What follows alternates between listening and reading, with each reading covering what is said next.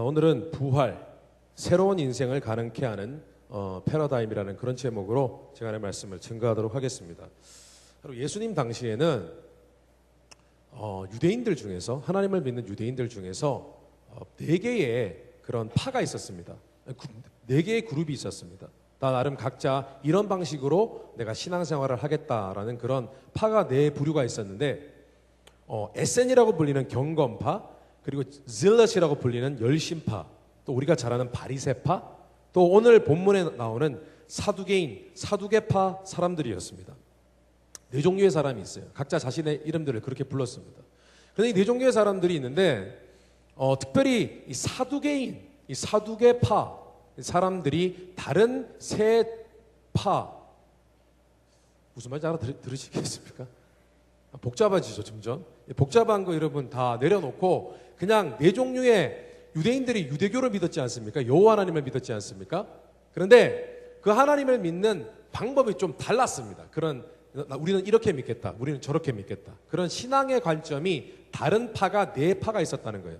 근데 그 중에 오늘 말씀에 이 사두개파, 이 사두개인들은 다른 세 그룹과는 조금 다른 신앙관을, 성경관을 갖고 있었습니다. 그것이 무엇이냐면은 이들이 부활은 없다라고 생각하는 그런 주장이었습니다. 부활이 없다고요. 부활. 여러분 부활 아시죠? 부활. 그룹 부활 말고요. 가수 그룹 부활 말고 부활이 없다고 생각했습니다. 부활이. 오늘 말씀해 보니까 27절, 28절 말씀해 보니까 이렇게 소개하고 있습니다. 부활이 없다고 주장하는 사두개인 중 어떤 이들이 와서 예수님께 물어 가로되, 이렇게 되어 있습니다. 사두개인을 소개하면 그 사람들은 신앙적인 대표적인 관점이 뭐냐면은 부활은 없다고 생각하는 것입니다. 여러분, 예수님이 오시기 전에 부활이라는 개념은 언제 시작이 되었냐면은 예수님이 이 땅에 사람으로 모습으로 오시기 200년 전에 그 다니엘이라는 사람을 통해서 처음으로 부활에 대한 개념을 알게 되었습니다. 사람들이, 하나님을 믿는 사람들이. 다니엘은 어떤 사람이냐면은 이스라엘 백성들이 바벨론과 그런 메세, 바사, 그러니까 페르시아 왕국들이 막 이스라엘 백성들을 막 힘들게 하고, 그리고 또 나라를 없애하고 막 그런 어려움이 있었을 때, 이스라엘 어려움이 있었을 때 다니엘은 유일하게 하나님을 믿는 사람으로서 외국인의 가장 높은 지위에 있었던 사람입니다. 외국인으로서 바벨론에 포로로 잡혀가서 그곳에서, 낯선 곳에서 태어나서 그 바벨론에 굉장히 높은 그런 관리가 되었고, 또 나중에는 페르시아 제국이 있었을 때도 그 사람은 하나님을 믿는 사람으로서 외국인으로서 그곳에서 성공한 사람이었습니다. 그런데 이 사람은 또한 하나님의 말씀을 바로 받아서 그것을 성경으로 기록하는 그런 선지자였습니다. 그런데 오늘 우리가 가지고 있는 이 성경 66권, 이 가운데 다니엘서라고 있습니다. 이게 바로 다니엘이 기록한 성경 말씀인데 여기에 부활의 얘기가 등장합니다. 다니엘서 12장 2절 3절에 보니까 이런 말씀이 있습니다. 이미 죽어서 땅속에 묻혀있는 수많은 사람들이 부활할 것이며 그 가운데는 영원한 생명을 누리는 자도 있고 영원히 부끄러움을 당하는 자도 있을 것이다. 지혜로운 자들은 하늘의 빛과 같이 빛날 것이며 많은 사람을 옳은 길로 인도한 자들은 별처럼 영원히 빛날 것이다. 그 이미 구약시대예요. 구약 성경에 이 다니엘서에 보면은 이미 부활에 대해서, 하나님을 믿는 자들이 의로운 삶을 살았을 때에 그들이 받을 영광에 대해서, 그들의 몸이 죽었다가 썩었다가 다시 완전한 모습으로 부활할 것에 대해서 기록하고 있었습니다.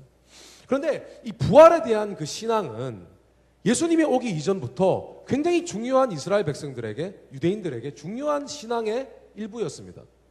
왜냐하면 이스라엘 백성들이 죄를 짓고 난 다음에 하나님과 멀어지고 너무나 많은 고통과 시련을 겪었습니다. 그래서 그들에게 우리가 죽고 나면 언젠간 부활하고 천국에 갈 것이다 라는 그 신앙이 굉장히 큰 위로와 소망이 되었습니다.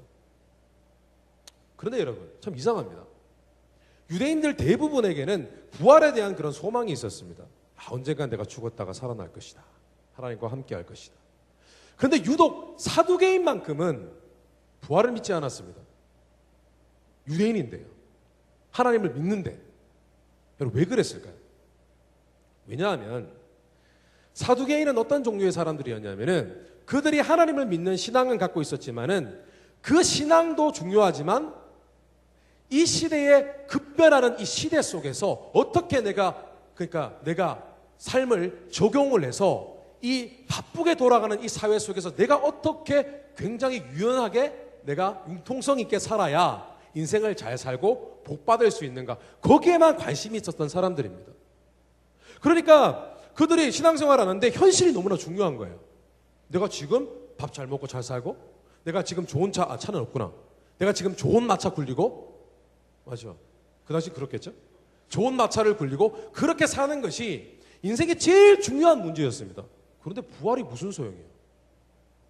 내가 죽고 나서 몸이 다시 부활하는 거 아무 상관이 없는 거예요. 소용이 없는 거예요. 그래서 부활 안 믿는 거예요. 믿을 이유도 없고. 그런데 아마도 그들이 또 한편으로는 부활을 믿지 않았던 이유가, 부활이 있다면 좀 인생이 허무하잖아요. 또 다른 삶이 있는데, 지금 이 땅의 삶 짧은 삶인데, 그죠? 80년, 70년, 오래 살아봤자 100년. 허무한 거예요. 그래서 그들이 부활을 믿을 수 없었던 것입니다. 그래서 오늘 말씀해 보니까 사두개인들이요, 예수님께 부활이 없었으면 좋겠다, 그런 마음으로 예수님께 묻습니다. 도대체 부활이 있다면 이런 일들은 어떻게 합니까? 오늘 말씀해 보니까 다소 과장된 질문을 합니다. 어떻게 질문하냐면은, 예수님께, 부활이 있다고 말씀하는 예수님께 이렇게 질문합니다. 부활이 있다면 하나님의 말씀인 율법에는 아이 없이 과부된 여자에게 그 시형제가 또 남편이 되어서 대를 잇는 그런 율법이 있는데, 율례가 있는데, 만약 그 시형제들이 계속 죽어가요. 말도 안 되는 얘기죠. 형제가 7명이 있는데 그 첫째 형이 결혼을 했는데 그만 자식 없이 죽었어요. 원래 구약시대에 율법에 보면은 계대 결혼이라는 제도가 있어요. 이게 뭐냐면은 형이 그만 아이를 놓지 않고 죽었어요. 근데 이제 형수가 있는 거예요. 근데 형수가 이제 과부가 됐잖아요. 아이도 없고. 그때 동생이 이제 그 형수를 아내로 맞이하는 거예요. 그런데 오늘 사두개인들이 예수님께 묻는 질문이 뭐냐면, 7명이 그만 아이 없이 다 죽었어요. 그리고 마지막에는 그 여자도 죽었어요. 그러면 도대체 부활하고 난 다음에 몸이, 그 7명의 남편 중에 누가 진짜 이 여자의 남편이 될 것입니까? 이렇게 묻는 거예요. 만약에 부활이 있다면. 정말 당혹스러운 질문이죠. 정말 이들이 이런 질문을 했던 이유는 뭐냐면은, 사두개인들에게는요, 현실이 중요한 거거든요. 현실에 내가 어떻게 잘 사는 것이 중요하기 때문에 결혼 문제도 마찬가지였을 것입니다. 그런데 부활이 있다고 생각해 보니까 야, 이거 뭐야? 결혼 생활이 왜 이렇게 힘들어? 부활하고 나서 또 이런 방식으로 신앙생활을 하고 인생을 살아가야 해? 왜 이렇게 복잡해? 세상에 부활해서 이런 삶을 살 거면 우리가 왜 부활이 필요합니까? 이렇게 물은 것입니다. 여러분, 저는 여러분에게 묻고 싶습니다. 성경에 중요한 교리가 부활입니다. 성경 말씀에 너무나 중요한 교리가 예수 그리스도의 십자가의 보혈의 능력으로 우리가 죄사함을 받은 것이고, atonement, 구속받은 것이고, 속죄받은 것이고, 또 하나 예수 그리스도가 3일 만에 부활하신 것입니다. 믿으십니까? 너무나 중요한 교리입니다. 우리의 신앙과 믿음 가운데 부활의 신앙을 믿지 않는다면 그 사람의 믿음은 거짓입니다. 그 사람은 천국까지 못합니다. 그런데 제가 또 한번 질문해 드리고 싶은 것은 뭐냐면은, 여러분에게 부활은 어떤 의미입니까? 혹시 여러분에게는 내 인생과는, 내 현실을 살아가는 인생과는 별로 상관이 없는 것이 부활입니까? 별로 상관없이 느껴지나요? 마치 오늘 사두개인처럼, 뭐야, 부활하면 부활하고 몸이 다시 살면 사는 거지, 지금 내 현실과 무슨 상관이야? 아니면 오늘 사두개인들처럼 현실을 열심히 살아가는데 오히려 이 부활이라는 것은 구차하게 느껴지지 않습니까? 뭐야, 내가 지금 살아가는 게 더 중요하고 사는데 힘들어 죽겠는데 무슨 부활이, 그때 가봐야 알지, 그런 생각 들지 않습니까? 근데 여러분, 그렇지 않습니다. 부활은요, 예수 그리스도의 부활과 우리에게 약속된 먼 훗날 우리가 죽고 나서 우리의 몸이 썩어졌지만 다시 우리 육체가 부활하는 것은 여러분 우리에게 굉장히 중요한 의미가 있습니다. 어떤 의미냐면 우리 지금 현실을 살아가는데 각박하잖아요. 각박한 이 현실 가운데 우리가 어떻게 새로운 인생을 살게 해줄 것인가에 대한 방향을 제시합니다. 여러분, 우리가 어떻게 인생의 의미 있는 인생을 살 것인가라는 것에 대한 정확한 디렉션을 제시합니다. 오늘 이것을 두 가지로 이야기를 나누도록 하겠습니다. 첫째로요, 부활은요, 우리 인생의 진정한 목적과 행복이 무엇인지를 증거하고 있습니다. 우리에게 구체적으로 설명해 주고 있습니다. 여러분, 오늘 부활에 대한 관련된 이야기 가운데 결혼에 대한 얘기가 나왔습니다. 여러분, 우리 청년 시대에, 저는 청년이 아니군요. 예. 청년 시대에 가장 핫한 이슈가 무엇입니까? 이성교제와 결혼입니다. 아멘? 약한데요? 별로 하고 싶지 않은가 봐요. 나는 이성교제에 전혀 관심이 없고 교회만 열심히 나오고 예배만 열심히 드릴 것이다, 신앙생활만 열심히 할 것이다 라고 고백할 수 있는 사람이 우리 중 과연 몇 명이나 되겠습니까? 저는 그렇습니다. 결혼했으니까. 여러분, 결혼이라는 문제는요 굉장히 중요한 의미가 있습니다. 그래서 한문으로 이런 말이 있지 않습니까? 결혼은 일륜지 대사입니다. 결혼은 사람이 갖고 있는 몇몇 안 되는 큰 이벤트 중에서 하나입니다. 그 중에 하나입니다. 정말 중요한 의미가 있습니다. 인생을 살아가는데 정말 그 사람의 인생 전체를 좌지우지할 만큼 그렇게 중요한 것이 인생의 중대사가 바로 결혼입니다. 그죠?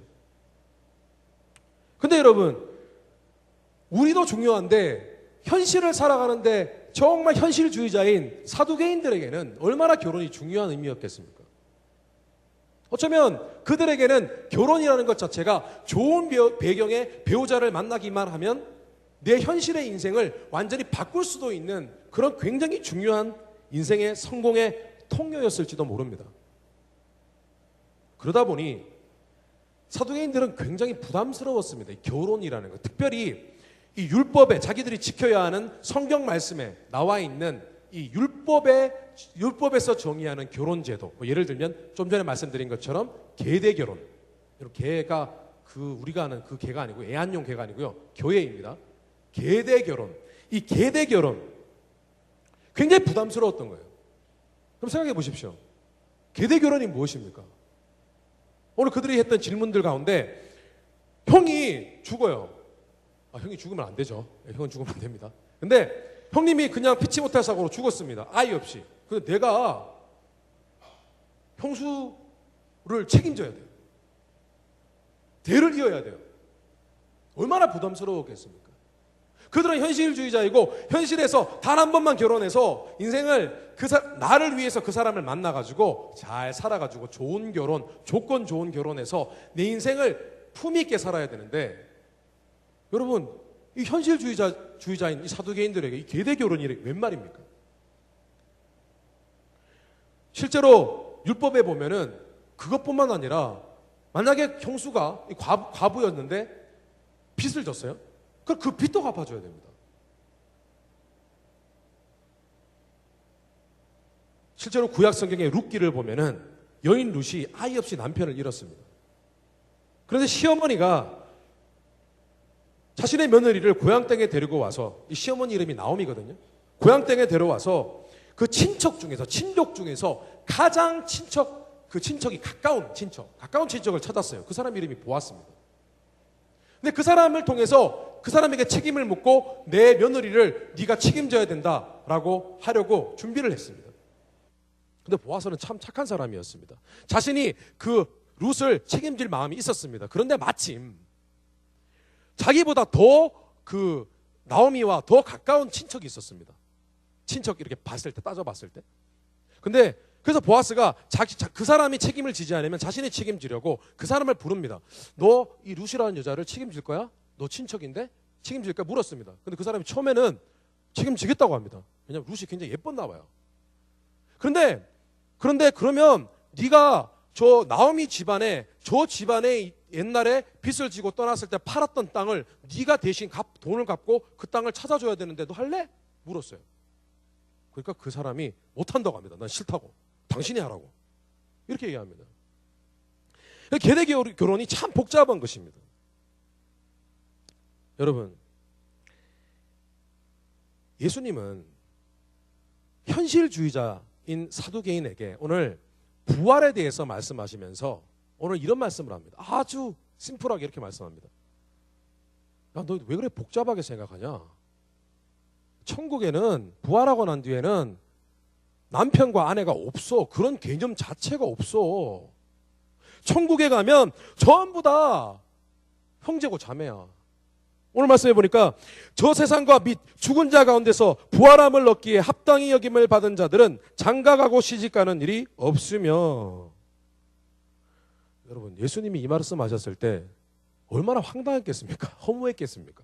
자신들은 부활이 있으면은 이제 앞으로 내 인생이 이렇게 복잡해지고 나중에 부활하고 나서 또 이 땅에 이런 사회 속에서 또 같이 살다가 또 막 이렇게 결혼을 나를 위한 결혼이 아니라 저 사람을 위한 결혼을 해줘야 되고 막 복잡한데 예수님이 그런 거 없다고 말씀하십니다. 여러분, 부활하고 난 뒤에 우리의 육체가 부활합니다. 그때의 몸은 상처 입는 몸도 아니요 늙어가는 몸도 아닙니다. 부활한 몸입니다. 영화로운 몸입니다. 시공간을 초월하는 몸이 될 것입니다. 그러나 어쨌든 몸은 몸입니다. 그러니까 부활이라는 개념이 성립이 되죠. 그런데 부활 이후에 천국의 삶은 어떻게 사라지냐 하면은 따로 신랑 신부가 있는 것이 아니라 예수 그리스도 주님이 우리의 신랑이 되십니다. 기쁘십니까? 왜? So weird 합니까? 주님이 우리의 신랑이 되십니다. 우리가 바로 주님의 신부가 됩니다. 그리고 그곳에는 남자 여자가 따로 있는 것이 아니라 내 옆에 있는 그냥 형제 자매로 남습니다. 내가 이 땅에 살아갈 때 남편이에요? 아내예요?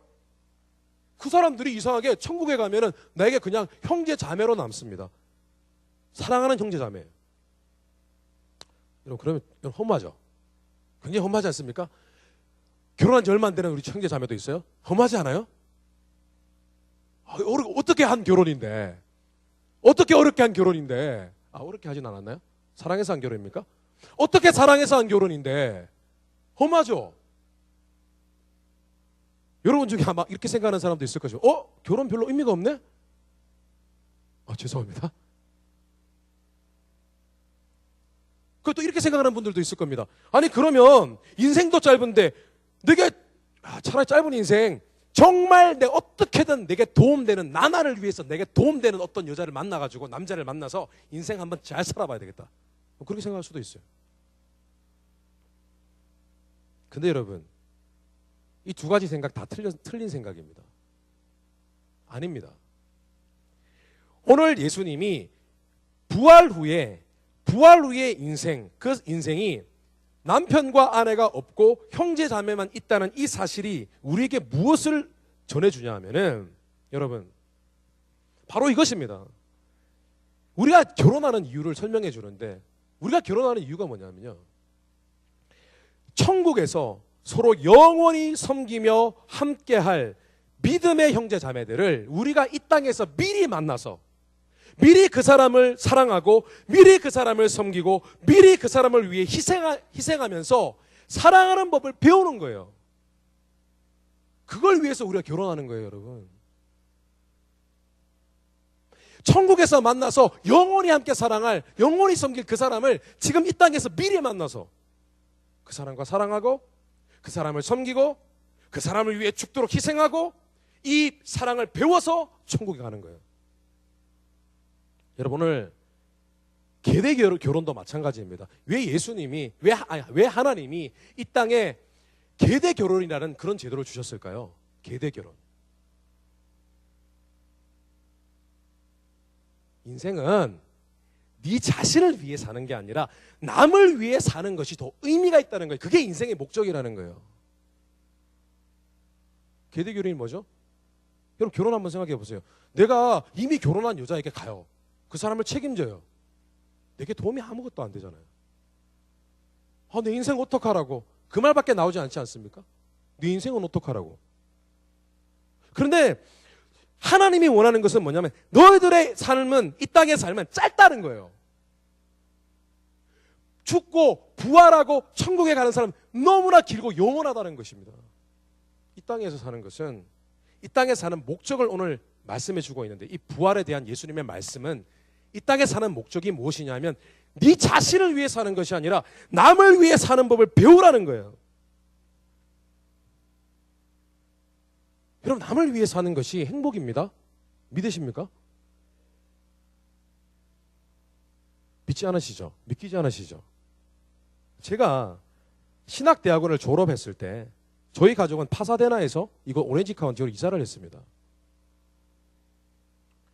그때 사역지를 찾고 있었습니다.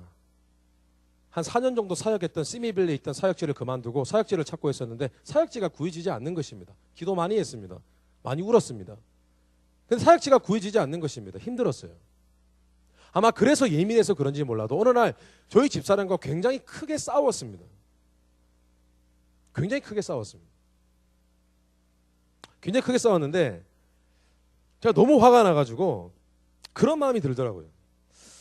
어떻게 내가 저렇게 내게 별로 도움이 안 되는 사람을 만났을까? 심각하죠. 내게 별로 도움이 안 되는 거예요. 저런 사람을 내가 왜 만났을까? 내가 왜 저런 사람과 결혼했을까? 그런 마음이 들었어요. 너무 화가 나더라고요. 물론 우리 집사람도 그런 똑같은 생각을 했을 것입니다. 제 아내도. 집 밖을 나왔습니다. 걸어갔습니다. 차에 탔습니다. 바람을 쐬려고 차를 시동을 걸었습니다. 그런데 제 안에 있는 성령님께서 제게 말씀하십니다. 갑자기 성령님께서 그런 말씀하시는, 화는 너무나 있는데, 이성적으로 화가 너무나 있는데 내 마음에서는 성령 하나님이 제게 말씀을 하십니다. 뭐라고 말씀하시냐면, 내가 너에게 나의 사랑하는 딸을 선물로 맡겨주었는데 네가 감히 어떻게 내 사랑하는 딸을 그렇게 대할 수 있느냐라고 하십니다. 자, 그 말을 듣자마자 울었습니다. 그 자리에서 회개하며 울었습니다. 그리고 제가 제 마음에 하나 박힌 것이 있습니다. 새겨진 것이 있습니다. 그것이 무엇이냐면, 내 아내가 나의 행복을 위해 존재하는 것이 아니라 내 아내, 그러나 궁극적으로는 주님의 한 사람의 귀한 딸, 그 사람을 위해 내가 존재한다는 것을 제가 알았습니다. 그래서 제가 그 사람을 위해 살기로 결단했습니다. 예수님은요, 자신이 이 땅에 오신 목적이 자기 자신을 위함이 아니라 우리를 위한 것임을 분명히 하셨고, 또한 우리도 그렇게 살아야 된다고 하셨습니다. 그리고 그렇게 사는 것이 으뜸 가장 고상하고 고귀한 삶이라고 말씀하셨습니다. 그리고 그것이 가장 행복한 것이라고 말씀하셨습니다. 왜냐하면 우리는 어차피 그를 위해 죽을 때 우리는 어차피 부활할 것이기 때문입니다. 마태복음 20장 26절에 28절까지 말씀을 보니까 이런 말씀이 있습니다. 그러나 너희는 그럴 수 없다. 너희 중에 누구든지 크게 되고 싶은 사람은 남을 섬기는 사람이 되어야 하고, 으뜸이 되고 싶은 사람은 남의 종이 되어야 한다. 나는 섬김을 받으러 온 것이 아니라 섬기러 왔으며 많은 사람의 죄값을 치르기 위해 내 생명마저 주려고 왔다. 이런 많은 크리스찬들이요, 어차피 몸이 부활한 뒤에는 더 이상 자신의 유익을 위해 살 필요도 없어요. 우리가 사는 모든 걱정, 근심, 열심히 하는 거 다 나를 위해 살잖아요. 그런데 부활하고 나면 나를 위해 살 필요가 없다니까요, 여러분. 내가 필요한 것이 천국에 다 준비가 되어 있어요. 나를 위해 살 필요도 없고 살 이유도 없어요. 그런데 많은 사람들이 그렇게 짧은 인생 살면서도 여전히 자기 자신에게 목적을 두고 삽니다. 자기 자신을 위해 살아요. 그런데 그것이 행복이라고 생각했지만 따지고 보면 자기 자신을 목적으로 살면 행복이 없습니다. 왜냐, 하나님이 우리를 그렇게 만드시지 않았어요. 하나님은 이기적인 것이 아니라 이타적일 때 행복하도록 우리를 만드셨습니다. 아멘. 진정한 행복이 무엇입니까? 남을 위해 살 때, 남을 위해 도와줄 때 보람이 있습니다. 행복이 있습니다. 여러분, 저는 여러분에게 간곡히 부탁합니다. 여러분이 나중에 남편이 되었을 때, 아내가 되었을 때, 나는 당신을 위해 존재해. 당신을 위해 사는 거야. 당신의 감정이 내 감정보다 더 중요해. 나는 당신을 위해 건강할 것이며 당신을 위해 최선을 다할 거야. 이거 멋지지 않습니까? 여러분, 저는 집사람이 그렇게 고백하고 삽니다. 제가 그렇게 살지 않는 것이 아니라 그렇게 삽니다. 저는 제 집사람을 위해 삽니다. 제 아내를 위해 삽니다. 내가 당신 때문에 내가 산다고, 당신을 위해 살 것이라고 내가 얘기합니다. 당신을 위해 내가 건강할 것이라고 얘기합니다. 근데 여러분 사회에서도, 교회에서도 마찬가지입니다. 당신이 기쁘기 때문에 내가 기뻐요. 해보십시오. 그리고 여러분 인생 가운데 앞으로 부활 후에 영원한 나의 신랑 되실 주님 위해서 제 삶을 드리기 원합니다 라고 고백해 보십시오. 여러분, 저는 지금 뜬구름 잡는 이야기를 하는 것이 아닙니다. 이것은 진실입니다. 부활이 우리에게 얘기해 주는 것은 무엇이냐? 부활 후에 우리가 가지고 있는 이 몸뚱아리, 나를 위해 살지 않습니다. 더 이상 오늘 이 땅에 잠깐 맛보는 우리의 육신의 삶, 부활하기 전에 이 삶, 여러분의 생각을 바꾸십시오. 나를 위해 살면 행복하지 않습니다. 내 아내를 위해 살 준비를 하십시오. 내 남편이 될 사람을 위해 살 준비를 하십시오. 내 자녀를 위해 살 준비를 하십시오. 내 친구를 위해 살 준비를 하십시오. 남을 위해, 남을 축복해주는 삶을 위해서 여러분 자기 자신의 삶을 살아보시기를 주님의 이름으로 축원합니다. 행복하실 것입니다. 둘째로, 부활은 우리에게 인생의 진정한 이유가 무엇인지를 가르쳐주고 있습니다. 오늘 말씀해 보니까 예수님은 단순히 사두개인들의 질문에만 대답하신 것이 아니라 부활에 대해서 한 가지 더 중요한 사실을 말씀해 주셨습니다.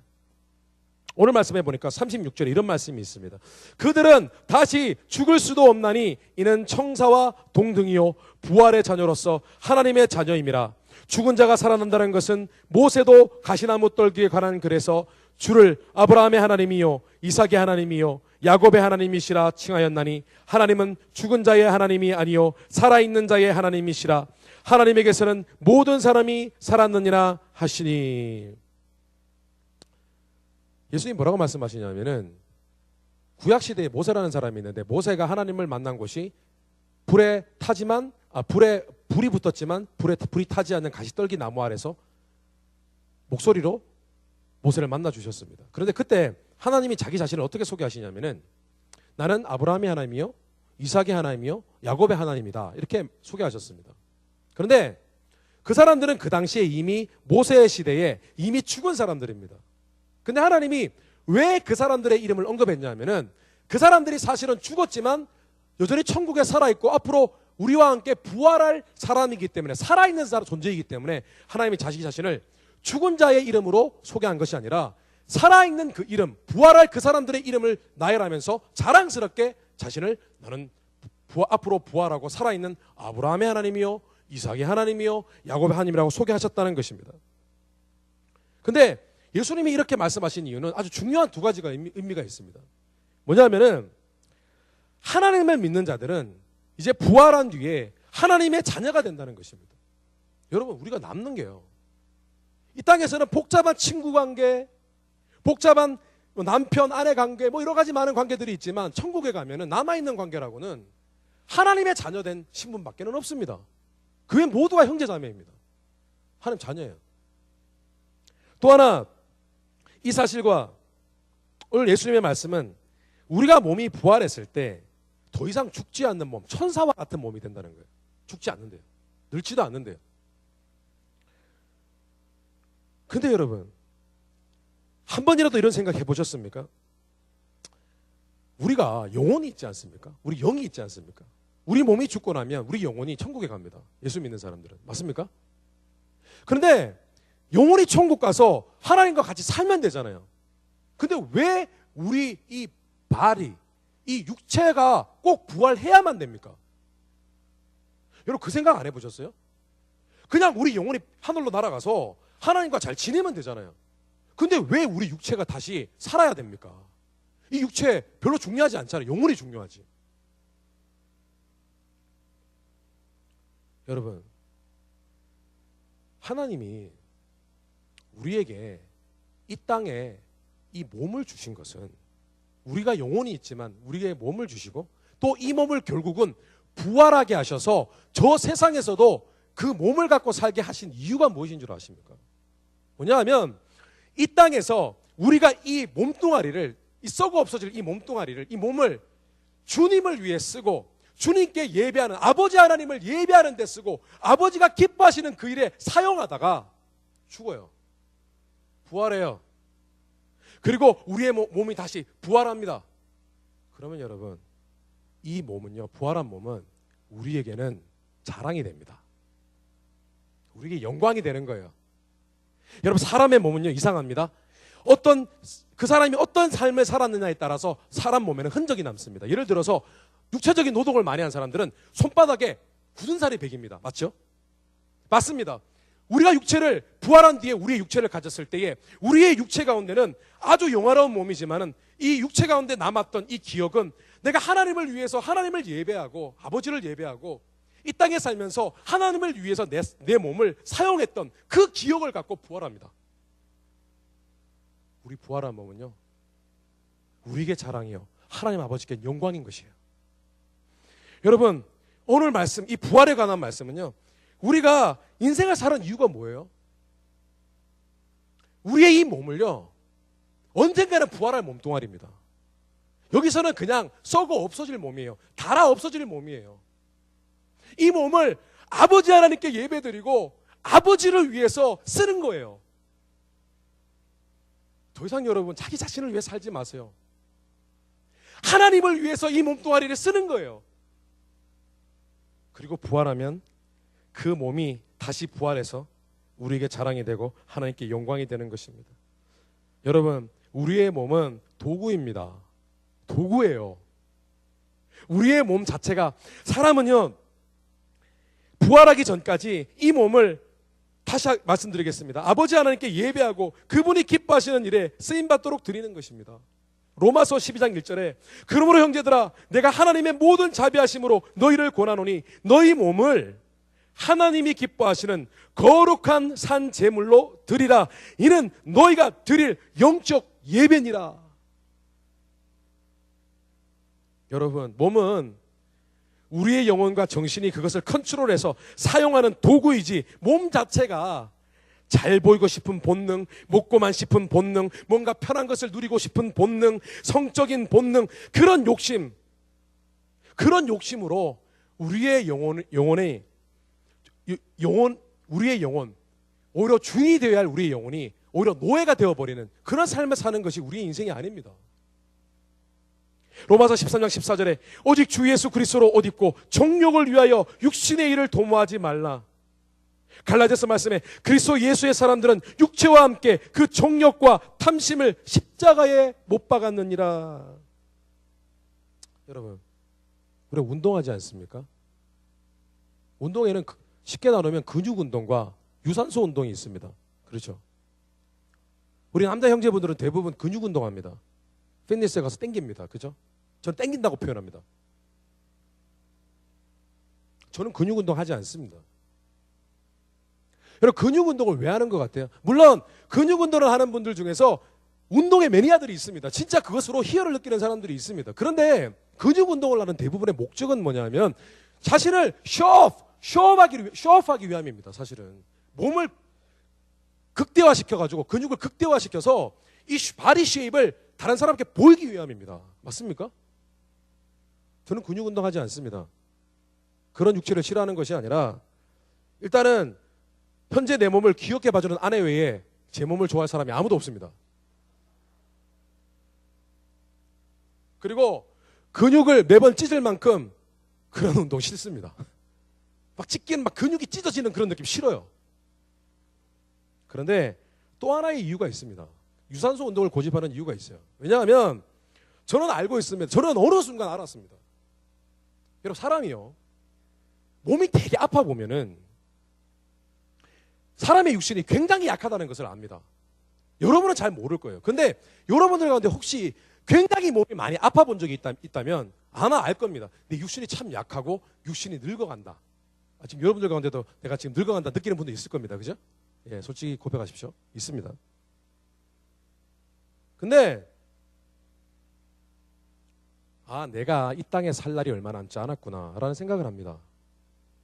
육체가요, 나를 기다려주지 않아요. 내 마음처럼 되지 않잖아요. 20대 다르고 30대 다르고 40대 다르잖아요. 그냥 가는 거예요. 늙어서.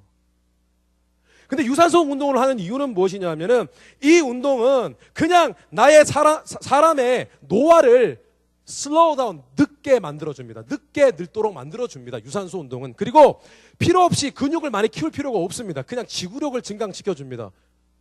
그리고 그것을 할 때에 가만히 생각해 보니까 내가 이 몸을 어떻게든 조금 건강하게 해서 내 가족을 위해서, 하나님이 나를 불러주신 이 사명을 위해서 내가 이 몸을 사용하다가 가야 되겠다라고 하기에는 가장 효과적인 운동이 유산소 운동이더라고요. 그래서 유산소 운동하는 거예요.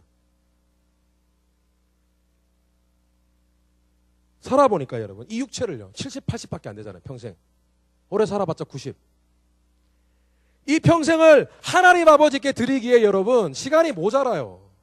시간이 짧아요. 그런데 여러분 자신을 위해 살겠다고요? 정말입니까? 여러분은 정말 천국을 믿습니까? 정말 천국을 믿냐고요? 진짜 천국에 영원한 삶이 있다는 걸 믿으시냐고요? 제가 물어보겠습니다. 진정한 신앙은 천국을 염두에 두고 부활을 염두에 두고 사는 사람이 진짜 신앙을 가진 사람입니다. 그렇지 않으면 부활을 믿지 않는 것입니다. 믿는 우리는 현재 내가 나의 육체를 어떻게 사용하고 있는지를 점검해야 됩니다. 나의 입술은 어떻게 사용하고 있는지, 내 몸에 쓸데없는 것을 막 들이붓는 것은 아닌지. 무슨 뜻인지 아시겠죠? 내 육체에 막 쓸데없는 걸 계속 들이부어요. 시간이 아까워요. 내 몸의 에너지가 아깝습니다.